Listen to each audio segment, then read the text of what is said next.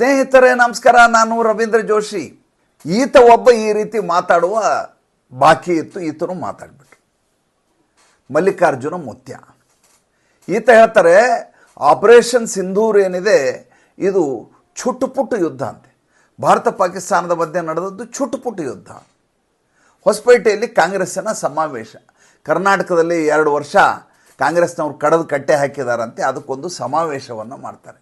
ಆ ಸಮಾವೇಶಕ್ಕೆ ಈ ರಾಹುಲ್ ಗಾಂಧಿ ಆ ಕಡೆಯಿಂದ ಮಲ್ಲಿಕಾರ್ಜುನ ಮುತ್ಯ ಎಲ್ಲ ಬಂದಿರ್ತಾರೆ.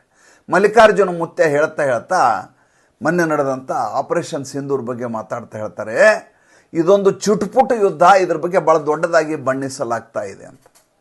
ಜಗತ್ತಿನ ಎಲ್ಲ ಕಡೆ ಸುದ್ದಿಯಾಗಿದೆ. ಸ್ವತಃ ನ್ಯೂಯಾರ್ಕ್ ಟೈಮ್ಸು ಭಾರತದ ಪರಾಕ್ರಮದ ಬಗ್ಗೆ ಬರೆದಿದೆ. ಅದು ಭಾರತ ವಿರೋಧಿಯಾಗಿ ಬರೆಯುವಂಥ ನ್ಯೂಯಾರ್ಕ್ ಟೈಮ್ಸು. ಆದರೆ ನಮ್ಮ ಮಲ್ಲಿಕಾರ್ಜುನ ಮುತ್ಯಾಗಿ ಇದೊಂದು ಚುಟುಪುಟ್ಟು ಯುದ್ಧ. ಈ ಹೊಸಪೇಟೆಯ ಸಮಾವೇಶದ ಬಗ್ಗೆ 1 ನಿಮಿಷ ಹೇಳ್ಬಿಡ್ತೇನೆ, ಆಮೇಲೆ ವಿಷಯಕ್ಕೆ ಬರೋಣ.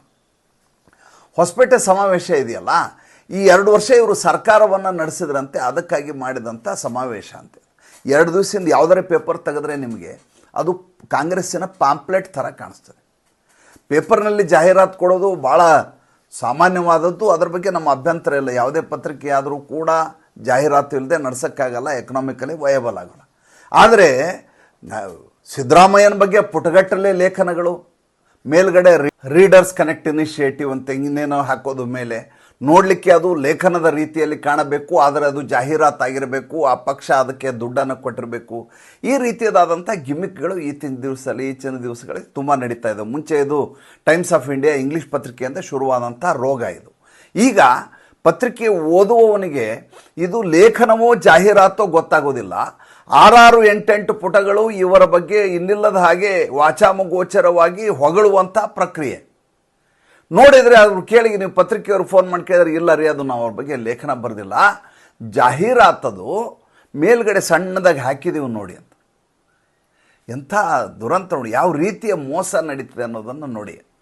ಅದಾದ ಮೇಲೆ ಕಾರ್ಯಕ್ರಮ ಆಗತ್ತೆ, ಅಷ್ಟೆಲ್ಲ ದುಡ್ಡು ಕೊಟ್ಟಿದ್ದಾರೆ ಅಂದಮೇಲೆ ಅವ್ರ ಬಗ್ಗೆ ದೊಡ್ಡದಾಗಿ ಲೇಖನವನ್ನು ಹಾಕಲೇಬೇಕು, ಮಾರನೇ ದಿವಸ ವರದಿಯನ್ನು ಪ್ರಕಟಿಸಲೇಬೇಕು, ಪುಟಗಟ್ಟಲೆ ಅವ್ರ ಬಗ್ಗೆ ವರದಿ. ಜನರು ಯಾವ ರೀತಿ 2 ವರ್ಷದಿಂದ ಸಫರ್ ಆಗ್ತಾ ಇದ್ದಾರೆ ಅದ್ರ ಬಗ್ಗೆ ಎಲ್ಲಿಯೂ ಸುದ್ದಿಯೇ ಇಲ್ಲ.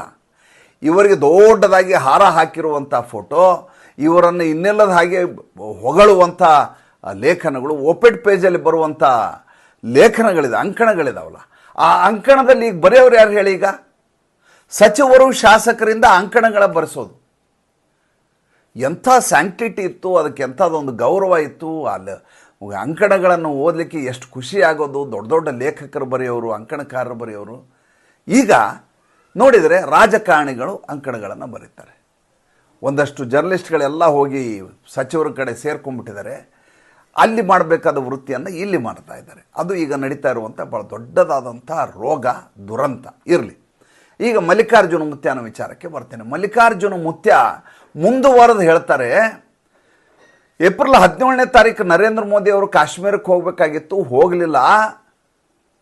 ಯಾಕೆಂದರೆ ಅವ್ರಿಗೆ ಬೇಹುಗಾರಿಕೆಯಿಂದ ಗೊತ್ತಾಗಿತ್ತು ಈ ರೀತಿ ದಾಳಿ ಆಗತ್ತೆ ಅಂತ. ಆದರೆ ಜನ ಹೋಗೋದನ್ನು ತಡೆಯಲಿಲ್ಲ ಅವರು.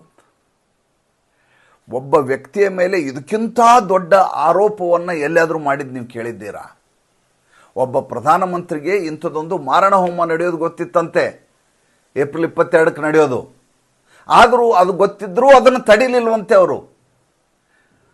ಅಷ್ಟೇ ಅಲ್ಲ, ಉಳಿದ ಜನರಿಗೆ ಹೋಗ್ಲಿಕ್ಕೆ ಅನುವು ಮಾಡಿಕೊಟ್ರು, ತಾವು ತಪ್ಪಿಸ್ಕೊಂಡು ಓಡೋಗ್ಬಿಟ್ರು ಅಂತ. ಇದು ಯಾವುದರ ಮುಂದುವರೆದ ಭಾಗ? ಮೊನ್ನೆ ರಾಹುಲ್ ಗಾಂಧಿ ಟ್ವೀಟ್ ಮಾಡಿ ಜೈಶಂಕರ್ ಅವ್ರ ಮೇಲೆ ಹೇಳಿದರು. ಅದ್ರ ಬಗ್ಗೆ ಈಗಾಗಲೇ 2 ವಿಡಿಯೋ ಮಾಡಿದ್ದೀವಿ, ಮತ್ತೆ ಸವಿಸ್ತಾರವಾಗಿ ಮಾತಾಡೋದು ಬೇಡ. ನೀವು ಮುಂಚೆನೇ ತಿಳಿಸಿ ಅವ್ರ ಮೇಲೆ ವಾರ್ ಮಾಡಿದ್ರಿ, ನೀವು ಅದಕ್ಕೆ ತಪ್ಪಿಸ್ಕೊಂಡು ಓಡೋಗ್ಬಿಟ್ರು ಅವರು. ಎಷ್ಟು ಯುದ್ಧ ವಿಮಾನ ಬಿದ್ದಾವು ಹೇಳ್ರಿ ಅಂತ.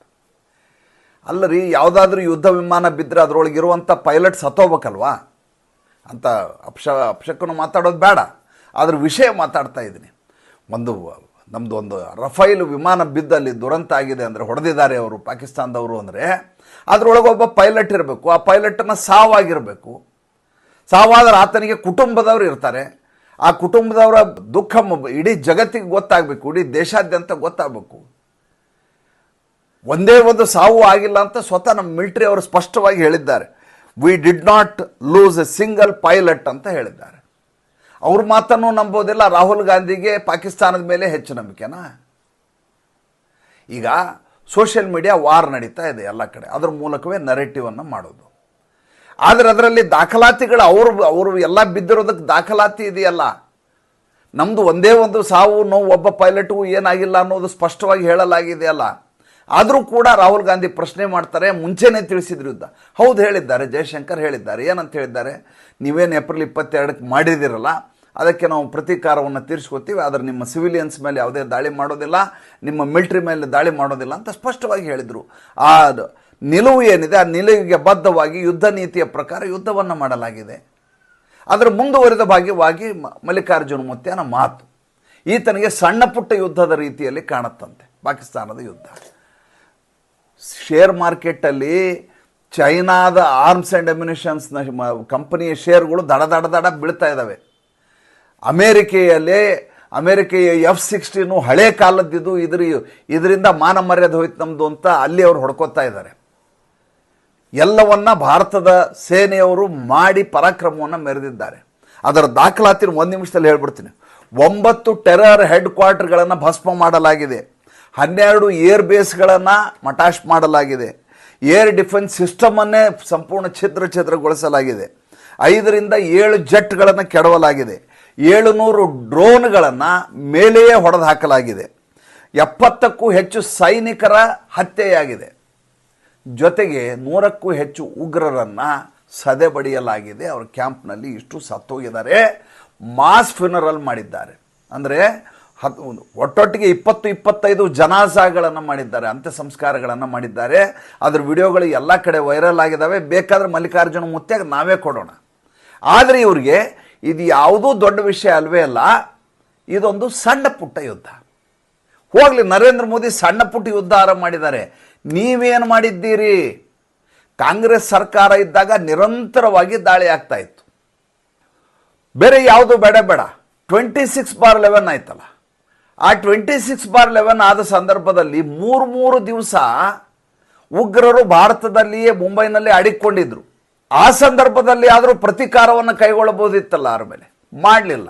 ಅದಾದ ಮೇಲೆ ಅವ್ರ ಮೇಲೆ ಪ್ರತೀಕಾರಕ್ಕೆ ಯುದ್ಧವನ್ನು ಹೂಡಬೇಕಾಗಿತ್ತು, ಅದನ್ನೂ ಮಾಡಲಿಲ್ಲ. 1993ರಲ್ಲಿ ದಾಳಿ ಆಯಿತು, ಸರಣಿ ಬಾಂಬ್ ಸ್ಫೋಟ ಆಯಿತು. ಅದಾದಮೇಲೆ ದಾವೂದ್ ಇಬ್ರಾಹಿಮನ್ನು ಹುಡುಕೊಂಡು ಕರ್ಕೊಂಬರ್ಲಿಕ್ಕೆ ಆಗಲೇ ಇಲ್ವಲ್ಲ ನಿಮಗೆ? ಯಾಕಾಗಲಿಲ್ಲ?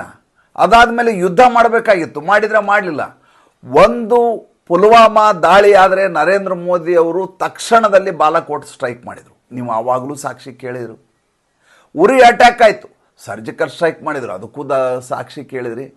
ನೀವು ಪ್ರತಿ ಬಾರಿ ಸಾಕ್ಷಿ ಕೇಳ್ತೀರಿ ಅಂತ ಈ ಬಾರಿ ಸ್ವತಃ ಸೈನ್ಯದವರೇ 3 ವಿಂಗ್ನವರು, ಏರ್ ಮಾರ್ಷಲ್ಲು ಇರಬಹುದು, ಈ ಕಡೆ ಭೂಸೇನೆ, ಆಮೇಲೆ ನಮ್ಮ ನೌಕಾಸೇನೆ, 3 ಜನ ಸ್ವತಃ ಕೂತ್ಕೊಂಡು ಒಂದೊಂದಾಗಿ ಮುಂಚೆ ಹೇಗಿತ್ತು ಈಗ ಹೇಗಿದೆ, ಮುಂಚೆ ಹೇಗಿತ್ತು ಈಗ ಹೇಗಿದೆ ಅಂತ ಸ್ಯಾಟಲೈಟ್ ಪಿಕ್ಚರ್ಗಳನ್ನು ಕೊಟ್ಟಿದ್ದಾರೆ. ಸ್ವತಃ ಪಾಕಿಸ್ತಾನ ಸರ್ಕಾರ ಒಪ್ಕೊಂಡಿದೆ, ಹೌದು ನಮ್ಮ ಮೇಲೆ ದಾಳಿಯಾಗಿದ್ದು ನಿಜ, ರಾತ್ರಿ 2:15 ಆಸಿಮ್ ಮುನೀರ್ ಫೋನ್ ಮಾಡಿ ಮಲ್ಕೊಂಡವನ್ನ ಎಬ್ಸಿದ್ರು ಅಂತ ಸ್ವತಃ ಶಹಬಾಜ್ ಶರೀಫ್ ಅಲ್ಲಿಯ ಪ್ರೈಮ್ ಮಿನಿಸ್ಟರ್ ಹೇಳ್ತಾ ಇದ್ದಾನೆ. ಆದರೆ ನಮ್ಮ ಮಲ್ಲಿಕಾರ್ಜುನ ಮುತ್ಯಾಗ ಇದೊಂದು ಚಿಟ್ಪುಟ್ಟು ಯುದ್ಧ. ಯಾಕೆ ಹಿಂಗಾಗತ್ತೆ ಅಂದರೆ ಬರ್ತಾ ಕಾಂಗ್ರೆಸ್ಸು ತನ್ನ ನೆಲೆಯನ್ನು ಕಳ್ಕೊತಾ ಇದೆ. ಅದಕ್ಕೆ ಹತಾಶ ಮನಸ್ಥಿತಿ ಬಂದಿದೆ. ಈ ಹತಾಶ ಮನಸ್ಥಿತಿ ಬರಲಿಕ್ಕೆ ಕಾರಣ ಇದೆ. ಏನಂದರೆ ಇವರ ನಾಯಕನಾದಂಥ ರಾಹುಲ್ ಗಾಂಧಿ ಭ್ರಮಾಧೀನನಾಗಿದ್ದಾನೆ. ಯಾವ ರೀತಿ ಭ್ರಮಾಧೀನ? ನಮ್ಮ ಅಜ್ಜಿ ಪ್ರೈಮ್ ಮಿನಿಸ್ಟರ್ ಆಗಿದ್ದರು, ನಮ್ಮ ಮುತ್ತಜ್ಜ ಪ್ರೈಮ್ ಮಿನಿಸ್ಟರ್ ಆಗಿದ್ದರು, ಆಮೇಲೆ ನಮ್ಮ ಅಪ್ಪ ಪ್ರೈಮ್ ಮಿನಿಸ್ಟರ್ ಆಗಿದ್ದರು. ನನ್ನದು ಪ್ರೈಮ್ ಮಿನಿಸ್ಟರ್ ಆಗೋದು ಹಕ್ಕು, ನನ್ನ ಬದಲಿ ಒಬ್ಬ ಚಾಯ್ವಾಲ ಹೆಂಗೆ ಪ್ರೈಮ್ ಮಿನಿಸ್ಟರ್ ಆದ ಈ ದೇಶಕ್ಕೆ ಅಂತ ಆತನ ದೊಡ್ಡ ಸಮಸ್ಯೆ.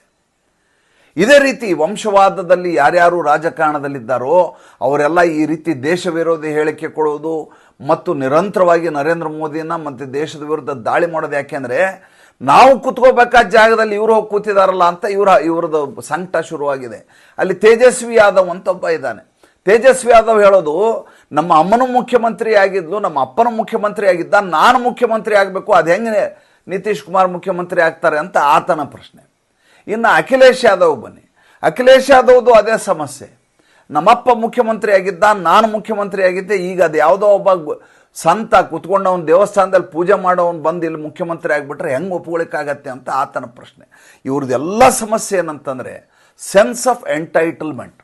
ನಮ್ಮದು ಇದು ಹಕ್ಕು, ನಾವು ಇದರ ಮೇಲೆ ಬಂದು ಕೂತ್ಕೋಬೇಕು, ನಮ್ಮ ಜಾಗದಲ್ಲಿ ಬೇರೆದವ್ರು ಬಂದು ನಡೆಸ್ತಾ ಇದ್ದಾರೆ. ಅದನ್ನು ಮೀರಿ ಜಾಗತಿಕ ಮಟ್ಟದಲ್ಲಿ ಭಾರತಕ್ಕೆ ದೊಡ್ಡ ಹೆಸರು ಬರ್ತಾ ಇರೋದನ್ನು ಇವರು ನೋಡಲಿಕ್ಕೆ ಆಗ್ತಾ ಇಲ್ಲ, ಸಹಿಸಲಿಕ್ಕೆ ಆಗ್ತಾ ಇಲ್ಲ. ಇವತ್ತು ಪಾಕಿಸ್ತಾನದ ಎಲ್ಲ ಚಾನಲ್ಗಳಲ್ಲಿ ಸ್ಟಾರ್ ಯಾರು ಹೇಳಿ ನೋಡೋಣ. ನಮ್ಮಲ್ಲಿ ಈಗ ಬ್ಯಾನ್ ಮಾಡಿದ್ದೀವಿ, ಅವನು ಬಾಯ್ಕಾಟ್ ಮಾಡಿದ್ದೀವಿ ಎಲ್ಲ ಚಾನಲ್ಗಳನ್ನ, ಎಲ್ಲ ನೆಟ್ವರ್ಕ್ನ. ಯಾರು ಸ್ಟಾರು ಅಂತಂದರೆ ಅಲ್ಲಿ ರಾಹುಲ್ ಗಾಂಧಿಯ ಹೇಳಿಕೆಯ ಕುರಿತು ಪ್ರತಿ ದಿವಸ ರಾತ್ರಿ ಚರ್ಚೆ ಆಗುತ್ತೆ. ಮಲ್ಲಿಕಾರ್ಜುನ್ ಮುತ್ಯಾನ ಹೇಳಿಕೆಯನ್ನು ಅಲ್ಲಿ ಉಲ್ಲೇಖ ಮಾಡ್ತಾರೆ. ಕಾಂಗ್ರೆಸ್ಸು ಅಂದರೆ ಅಲ್ಲಿ ಸ್ಟಾರ್ ಕ್ಯಾಂಪೇನರ್ ಪಾಕಿಸ್ತಾನದಲ್ಲಿ ಆ ರೀತಿಯ ಸ್ಥಿತಿ ಬಂದು ಕೂತಿದೆ. ಕಾಂಗ್ರೆಸ್ಸು ಆ ರೀತಿಯಾದಂಥ ದೇಶ ವಿರೋಧಿ ನಿಲುವನ್ನು ಹೊಂದಿದೆ. ಜೊತೆಗೆ ಚುನಾವಣೆಯಲ್ಲಿ ಸೋತ ಸಂದರ್ಭದಲ್ಲಿ ಯಾಕೆ ಸೋತಿದ್ದೀವಿ ಅಂತ ಅವ್ರಿಗೆ ಗೊತ್ತಿಲ್ಲ. ಈ ರೀತಿಯೆಲ್ಲ ಮಾತಾಡೋದ್ರಿಂದ ಜನ ಓಟ್ ಹಾಕೋದಿಲ್ಲ ಅನ್ನೋದು ಅವ್ರಿಗೆ ಇನ್ನೂ ಗೊತ್ತಾಗ್ತಾ ಇಲ್ಲ. ಇವತ್ತು ಕಾಂಗ್ರೆಸ್ ಜೊತೆ ಯಾರಿದ್ದಾರೆ ಹೇಳಿ ನೋಡೋಣ. ಕಾಂಗ್ರೆಸ್ ಜೊತೆ ಇರೋರು ಯಾರು ಅಂತಂದರೆ, ಯಾರು ನರೇಂದ್ರ ಮೋದಿಯವರ ಬೆಳವಣಿಗೆಯನ್ನು ಸಹಿಸಲಿಕ್ಕೆ ಆಗಲಾರದಂಥ ಜನ, ಹಿಂದೂಗಳನ್ನು ಕಂಡ್ರೆ ಆಗಲಾರದಂಥ ಜನ, ದೇಶದ ಏಳಿಗೆಯನ್ನು ಯಾರು ಬಯಸೋದಿಲ್ವೋ ಅಂಥವ್ರು ಮಾತ್ರ ಕಾಂಗ್ರೆಸ್ನಲ್ಲಿ ಉಳಿದಿದ್ದಾರೆ. ಅವರು ರಾಹುಲ್ ಗಾಂಧಿಯ ಗುಲಾಮಗಿರಿಯನ್ನು ಮಾಡಿಕೊಂಡು ಪಕ್ಷದಲ್ಲಿ ಉಳಿದಿದ್ದಾರೆ ಮತ್ತು ಪಕ್ಷದ ಬಗ್ಗೆ ಸಿಂಪತೈಸರ್ ಆಗಿ ಉಳಿದಿದ್ದಾರೆ. ಇವರು ಚುನಾವಣೆಯಲ್ಲಿ ಸೋತ ತಕ್ಷಣ ತಾವು ಸೋತದ್ದು ಯಾಕೆ ಅಂತ ಇವ್ರಿಗೆ ಗೊತ್ತೇ ಆಗೋದಿಲ್ಲ. ಹೀಗೆಲ್ಲ ಮಾಡಿದ್ವಿ ನಾವು, ಯುದ್ಧ ನಡೆದ ಸಂದರ್ಭದಲ್ಲಿ ನಮ್ಮ ಸೈನಿಕರ ಪರಾಕ್ರಮ ತ್ಯಾಗವನ್ನು ನಾವು ನಗಣ್ಯ ಮಾಡಿದ್ವಿ, ಬಾಯಿ ಬಂದಂಗೆ ಮಾತಾಡಿದ್ವಿ, ಅದಕ್ಕೆ ಜನ ರೊಚ್ಚಿಗೆದ್ದು ನಮ್ಮ ವಿರುದ್ಧ ಓಟ್ ಹಾಕಿದ್ದಾರೆ ಅಂತ ಅಂದ್ಕೊಳ್ಳಲ್ಲ ಇವರು. EVM ಮಷಿನ್ ಸರಿಯಿಲ್ಲ, ಅದಕ್ಕೆ ಸೋತಿದ್ದೀವಿ ಅಂತ. ಈ ರೀತಿಯ ಸ್ಥಿತಿಗೆ ಕಾಂಗ್ರೆಸ್ ಬಂದು ಕೂತಿದೆ. ಇದಕ್ಕೆ ಸಾಕ್ಷ್ಯವನ್ನು ಕೊಡಬೇಕಾದ ಅಗತ್ಯತೆ ಇದೆಯಾ? ಖಂಡಿತವಾಗಿ ಇವ್ರಿಗೆ ಯಾರಿಗೂ ಸಾಕ್ಷ್ಯ ಕೊಡಬಾರ್ದು. ದೇಶ ತನ್ನ ಪಾಡಿಗೆ ತಾ ಕೆಲಸ ಮಾಡಬೇಕು. ಸೈನ್ಯ ಯಾವತ್ತು ಕಾನ್ಫಿಡೆನ್ಷಿಯಲ್ ಆಗಿ ತನ್ನ ಮೂವ್ಗಳನ್ನು ಮಾಡ್ತಾ ಹೋಗುತ್ತೆ. ಪ್ರತಿ ಬಾರಿ ಇವರು ಕೇಳಿದ ಸಾಕ್ಷ್ಯವನ್ನೆಲ್ಲ ಕೇಳಿದ್ರೆ ಹೇಗೆ ಅಂದರೆ, ರಾಜನಿಗೆ ಮಗ ಆನೆ ಕೊಡಿಸೋನಂತೆ. ಅವರಪ್ಪ ರಾಜ ಆನೆ ಕೊಡಿಸೋದು ಯಾವ ದೊಡ್ಡ ವಿಷಯ. ಆನೆ ತರಿಸಿದ, ಕರೆದ, ಹಿಂಗೆ ಚಪ್ಪಾಳೆ ಹೊಡೆದ್ರೆ ಸಾಕು, ಬರ್ತಾರೆ ಎದುರಿಗೆ 4 ಜನ. ಹಿಂಗಂದ ಬಂದರು, ಒಂದು ಆನೆ ತೊಗೊಂಬಂದ್ರು. ಬಂತು, ಅರಮನೆ ಹೊರಗಡೆ ಬಂದು ನಿಂತಿದೆ ಮಹಾಪ್ರಭು ಅಂದರು. ಮಗ ಹೇಳಿದ, ನನ್ನ ಸಣ್ಣ ಮಗು ಅದು, ಒಂದು ಬಾಟ್ಲಿ ಕೊಡ್ತಂತೆ, ಈ ಬಾಟ್ಲಿ ಒಳಗೆ ಆನೆ ಹಾಕುವಂತ. ರಾಹುಲ್ ಗಾಂಧಿ ಅದೇ ಕೆಲಸವನ್ನು ಈಗ ಮಾಡ್ತಾ ಇರೋದು. ಜಾತಿ ಜನಗಣತಿ ಮಾಡಿ